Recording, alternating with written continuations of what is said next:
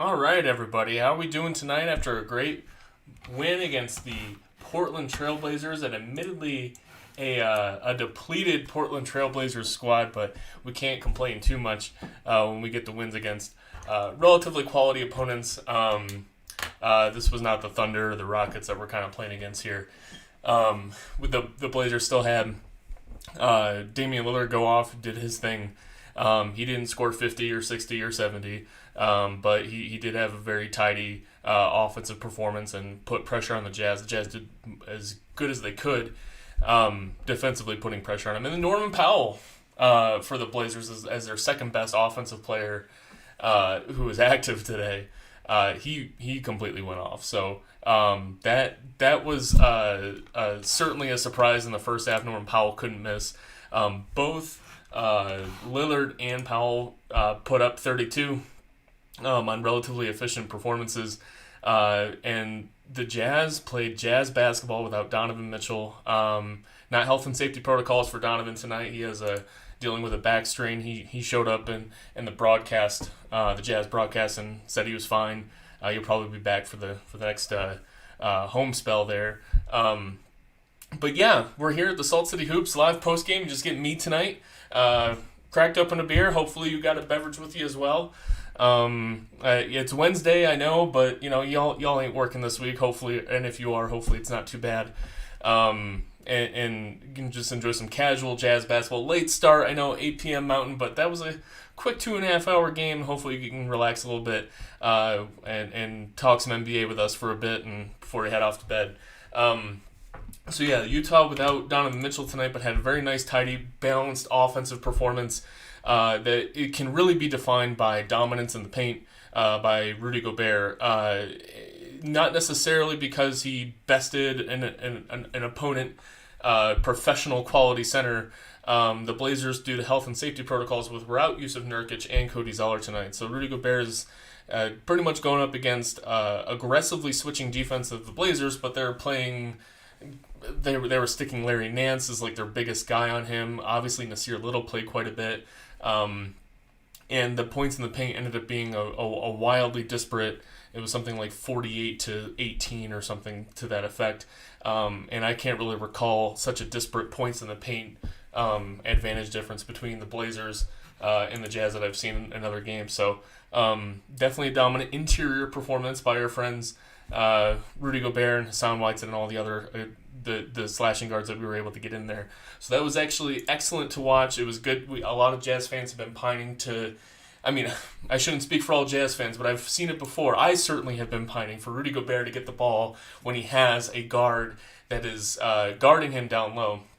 It's not just because of an obvious size disadvantage, but Rudy is also very, very good at sealing those guards underneath the basket. Even against larger defenders, we saw it starting in last year and then bleeding over into the Summer Olympics. He's good at sealing small forward, power forward types, the 6'7", 6'8" guys underneath the rim, and he's eligible to get those passes if the ball handler can find them. Now, the defense can make those passing lanes challenging, but if it's on the ball handlers to try to find those right angles or move the ball to an elbow position and then immediately get the ball in. And I thought that they did a great job of that tonight. Rudy did his thing. He was sealing his man under the basket, these smaller defenders. And it was great to see him. He was getting fouled all the time. He only shot 50% from the free throw line. But Jazz were in the bonus earlier than usual in most quarters. I think it was the second quarter that they were actually in the bonus with 10 minutes left to play in the quarter. That's due in no small part to Rudy sealing the smaller defenders down low, drawing a foul, and even if he's only hitting one of two, that's a positive offensive possession at the end of the day. Especially since he is shooting generally a very nice 69% for the season, so you're going to expect him to shoot a little bit more than 6 out of 12 like he did tonight. Like we said, no Donovan Mitchell, so Joe Ingles got the start. Ball was in Bojan Bogdanovich's and Mike Conley's hands quite a bit. Joe Ingles was obviously a facilitator, but you definitely saw a lot of Bogdanovic early. Along with the size disadvantage of not having the centers, the Blazers were also without several sizable forward types like Robert Covington, right? He was out for health and safety protocols. They were without not having Covington as that small forward type really kind of had this very thin, small lineup for Portland. They had guys like Nasir Little and Larry Nance, who are usually going to be the guys guarding a Bojan Bogdanovic. They were instead having to guard the centers and doing the switching, and instead guys like Bogdanovic and Rudy Gay ended up having great games against what ended up being random guys that they had to fill in with at the small forward position, and at times some 3-guard lineups. And Norman Powell was not a great defender, and he was kind of taking on a lot of load offensively, so he couldn't really stop Bogdanovic a whole lot early. But then the other offensive show ended up being Rudy Gay. He finishes only 8 of 13, but for a minute there he was. He had only missed one shot, and he had his by far his best, not by far, but he had a great offensive performance today. Definitely performed well with a season high 21 points. Jordan Clarkson, he gave us everything that we love out of Jordan, but the best part was he had 5 assists. And he was looking for guys on the interior. He was very good at doing that. We see so many Jordan Clarkson drives end up where he's driving to the paint and he has a contested shot in the restricted area or in the paint that he can make, but if he just was able to find a way to wrap a pass around, there will be a wide open interior player that can make a layup. And he's been finding that player over the past few games. I don't know if anyone else has really noticed that lately. Our own Dan Clayton pointed out that this is the first time in Clarkson's entire career that he has 4 straight games with 4+ assists. The eye test matches those very rudimentary numbers of just plain old assists. He's looking for people. I think that's important. He's decisive with his drives. He's not being the negative parts of his driving game. He's making decisions quickly, and if he doesn't have the shot he wants, he's passing it off. And even if there is a shot he wants, Hassan Whiteside or Rudy Gobert are right there. He found Hassan for a beautiful alley-oop that was a pinpoint pass, right? We know he has that passing capability that I think we would want to see more. So again, 5 assists. He had some great defensive plays. What I would like out of Jordan Clarkson from a night to night is, okay, if he's not going to have the ability to be that stonewall defender on every possession, I want him to be a higher variance defender then. I want him to try to gamble for those steals and stuff, and because I think he's not super prone to committing a whole lot of fouls. And he had a couple pokes out today, and that really helped. And if he's going to be a negative perimeter stopping defender, he's got long arms and a lot of guile, and he knows when to take risks. And I like to see him try that a little bit more, just because the Jazz historically have not really been that kind of team. So just overall quality performances from everyone on the team, really. As far as the balance, Trent Forrest, he obviously is going to pick up some more of the bench minutes when one of our starting guards is out. He played 17 minutes, did a little bit more extended run than I think we expected, but he played very well. I thought he was by far more aggressive than we've usually seen for him, even without an outside shot and without without defenders committing to guarding him from the perimeter. He would not just stop the ball, and when a non-shooter stops the ball, then the defense can really get set. Instead, he would get the ball with a little bit of advantage and immediately crash the paint, right? And no matter if you're a shooter or a non-shooter, that is pressure on the rim. And the Blazers, they're the 28th ranked defense coming in. They're going to be even worse without their slightly better defenders of Zeller and Nurkic and Covington all out. And he was able to just knife the paint, get the layups, and it was really impressive to see. Or pass the ball, and if he didn't get a direct assist, he would pass it to somebody who led to. He got a lot of hockey assists today, and I thought in the 17 minutes, it was just more of what I would hope from Trent Forrest as we. If he's not going to shoot the ball, his more decisiveness is going to help him become a better basketball player. So that was very encouraging. I also want to call it that Rudy Gay's 21 points were in 24 minutes. That guy was very physical. He was accurate. I just was really impressed by his performance. Our plus-minus leader today was Joe Ingles, who was drawing quite a bit of ire in the second half. his first. So Utah started out the game winning the first quarter 36-27, but they got out to something like a 14-2 run at the start. Obviously, like I said, Joe Ingles started for Donovan Mitchell today, and so I think some of that plus minus is a little goosed by that, and that he wasn't on the floor when the Blazers started to come back a little bit. In the second quarter, that was when Rudy Gay was out there for a bit. Gay himself was also +2. Look, it's a 15-point win. We can quibble about plus minus. Here we go. But Joe Ingles was +25. The next highest was +15. So I think that first quarter kind of gooses things a little bit. But they're just your usual cavalcade of weird turnovers. He had 4 turnovers, weird fouls. He had 4 fouls today. And there was a stunning stat pulled up by Andy Larson during the game today, which was the Blazers, or I'm sorry, the Jazz opponents are 20 points better. I think it's per 100 possessions when in transition opportunities when Joe Ingles is on the floor. That's remarkable. I should pull up the actual specific tweet so I'm not talking completely out of my ass. But I thought that was absolutely remarkable. So to have that negative of transition defense statistically from Joe Ingles, and the eye test totally plays it out, right? So Joe Ingles' transition defense is either he's the one committing the take foul immediately, and basically thanking everything that he doesn't have to actually try. He just takes the take foul. And other than that, it's just he's not chasing down anyone. He's not trying to get any steals. He's like, all right, I need to take a break. I'm going to be on offense the next possession.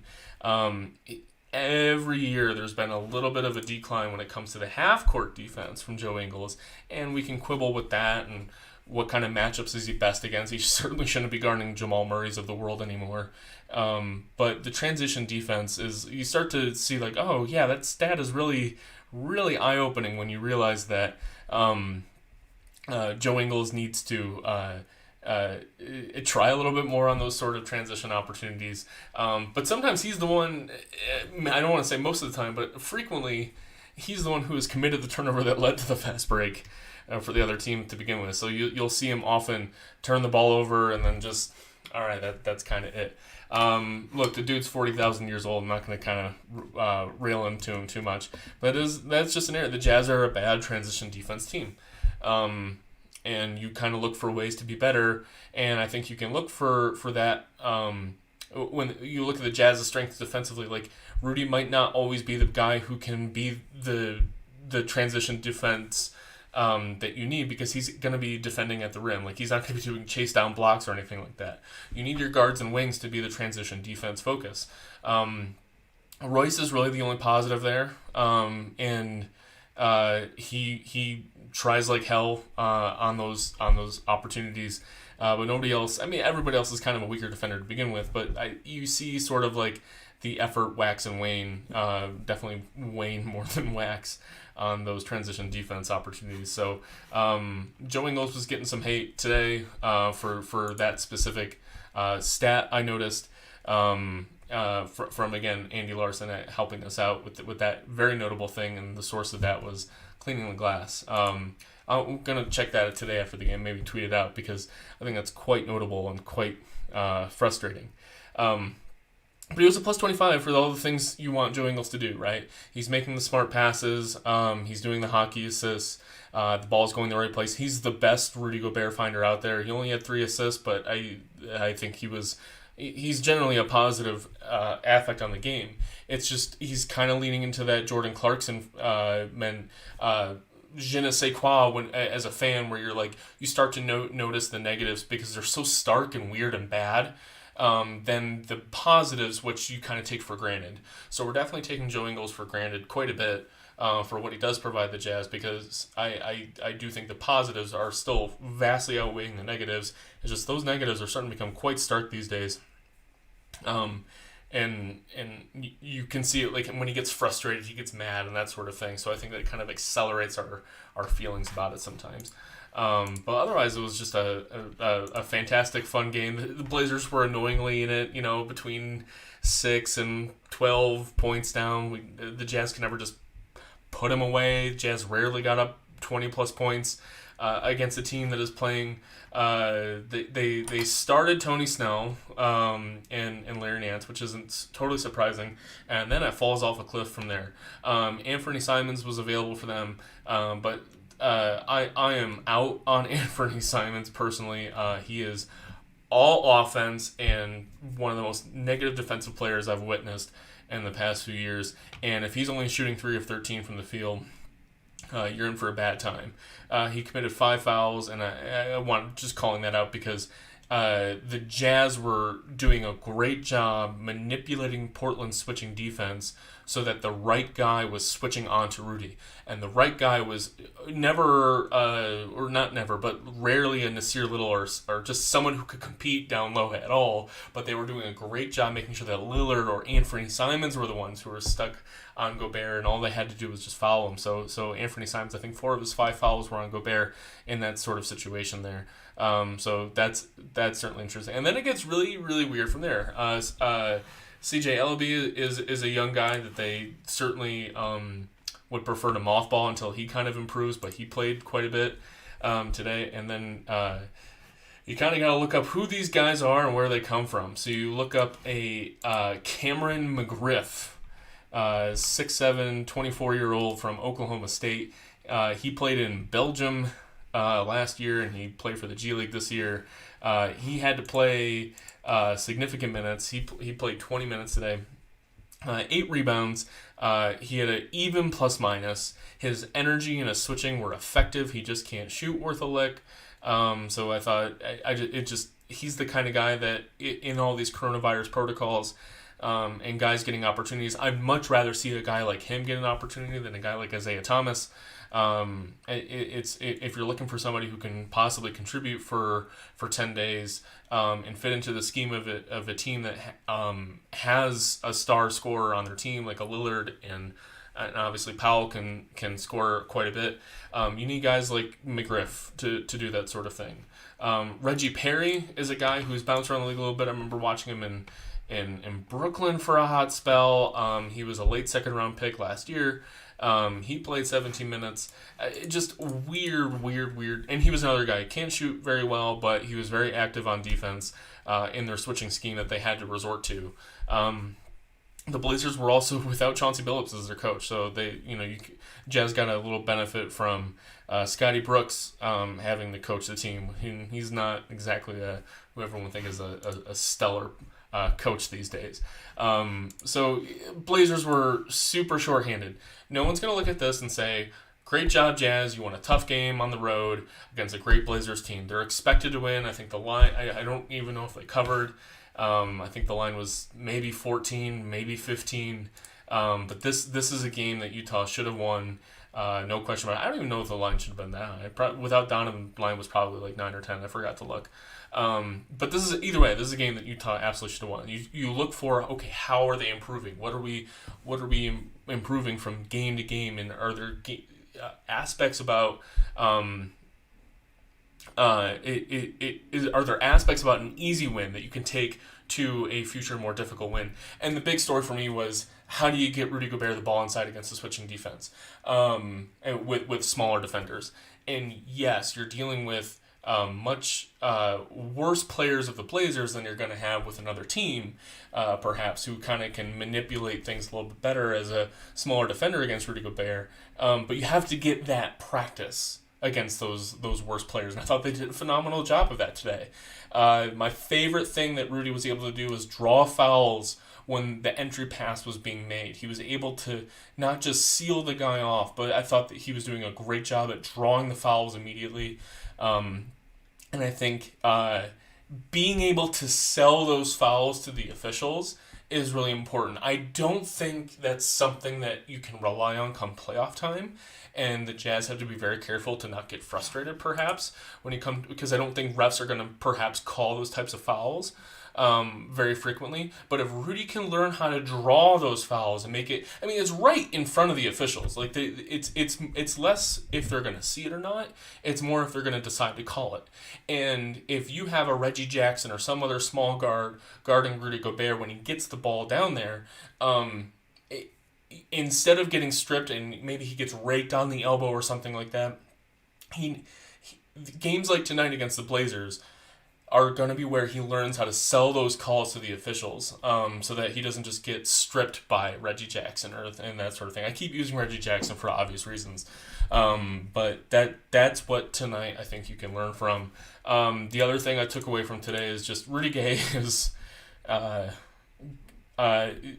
what an amazing acquisition. I don't think it can be overstated that a guy like that is you can't say critical because there's other guys that you need for the Jazz that are obviously the heartbeat of a successful offense and defense. But Rudy Gay provides all the holes. He plugs all the holes that the Jazz had in their Swiss cheese playoff persona the past couple of years, is just being a guy who's like 12 points, defends 4 positions, can switch on to guards if needed, if defenses break down. He's seen every defense. He's seen every offense. He knows where to pass. And then, sometimes he's going to get a little selfish and he's going to try to score the basketball. The cool thing about that is he's really fucking good at scoring the basketball in his career. And if you extricate in his role today, you've seen it with his performance with the Jazz all season. He's extricated those horrible Rudy Gay shots that when he was playing in Sacramento and at like the end of his Toronto spell, he would shoot all these like contested mid-rangers and scoring 23, 24 points a game, and there were just like a lot of bad shots and inefficient ways to get there. And now that's not what he does for the Jazz. That's one thing I was worried about, is like how many mid-range isolation possessions is he going to take? And it turns out he has a very similar approach to those like Bogdanovich does, which is he's going to absolutely post and toast anyone who's small and doesn't know what they're doing against him. And yeah, he'll shoot a mid-range jumper, but he's really good at those against the smaller defenders. I don't mind him taking those whatsoever. And it kind of like warps the defense in a way that the Jazz just haven't had in recent vintage. So great acquisition. Obviously him just kind of clowning on the defense today against very poor defenders was indicative of what we can expect from him if we need to against smaller defenses in the playoffs. So overall, I'm thrilled with today. I just wanted to come in and chat about the Jazz, and this was great. I got my beer. I've been talking nonstop, so I should probably take a sip of my favorite breweries, doing a Brewers Challenge right now, and this lager is spectacular. Elevated lager, they call it. When I tried it, I wasn't expecting it to taste as bright and flavorful as it was. It was not your typical lager, so I've had some fun with this today. Had a few of these during the Jazz. I am also not working tomorrow, but it is what it is. Had some sad news out of Cleveland today. Ricky Rubio tore his ACL. Cleveland has been in a remarkable story this year. Colin Sexton did not have the greatest start to the season, but when he tore his meniscus, you kind of and he opted for the longer season-ending surgery, which is to repair the meniscus. It kind of fell on Darius Garland and Ricky Rubio to run the show, and they were doing a fantastic job. Really getting guys their spots. Ricky Rubio, we know him well. He hasn't changed his game, but like it's exactly what Cleveland needs, providing just barely enough outside shooting that you have to respect it. And his infectious joy and the way that Ricky Rubio plays basketball is exactly what Cleveland needed. And he uplifted Kevin Love back from the dead. He's made everyone around him happy to play basketball. He's really helped that situation there in Cleveland, and they were looking like not just a playoff team, but actually like a kind of good playoff team that you had to worry about and catch a break, and they could be in the conference semis or even the conference finals. Like they were that good. They have the best rookie in the league. in Mobley, and they were looking quite good. And I don't think they'll be able to survive both Sexton and Rubio out, but Garland has taken a step forward as a floor general. So we'll see how that goes going forward. It just sucks for Rubio insofar as like he was a great guy, and it's tangential to Jazz fandom here. Just because I wanted to shout him out that he had a great couple years in Utah. I loved having him, and I really enjoyed watching him in Cleveland over there. And I hope he just comes back next year again with maybe he'll be with Cleveland, maybe not. But they got a great situation going there, and I love to see him be a part of that. So I just wanted to mention that quickly at the end about Rubio. But otherwise, great win today. I call every win great. I'm going to write something about that pretty soon, I think, is that we need to start enjoying these wins as great basketball and how fun it is, and the joy we get from everything from Donovan Mitchell dunks to Hassan Whiteside smirks to Mike Conley shooting 4 or 5 from 3 and just clowning on people. I've used that verb like 5 times today, clowning. But the Jazz do that to defenses. They absolutely play with their food sometimes with defenses, and it's fun to watch, and we need to enjoy those more. And so when you have these sort of run-of-the-mill wins against a totally depleted Blazer squad, but who still had an all-star previous MVP candidate in Damian Lillard running the show and some other actual NBA players, it wasn't a sure thing. And Utah is also prone to weird losses, as we've seen. So winning professional basketball games is hard, and Utah does it a whole lot. And it's really enjoyable. And I really enjoyed watching the game tonight. Not a whole lot of frustration except from the color commentary that we had. It appears that Mike Smith has polarizing opinions on his color commentating. The guy's clearly a professional. He's very well prepared.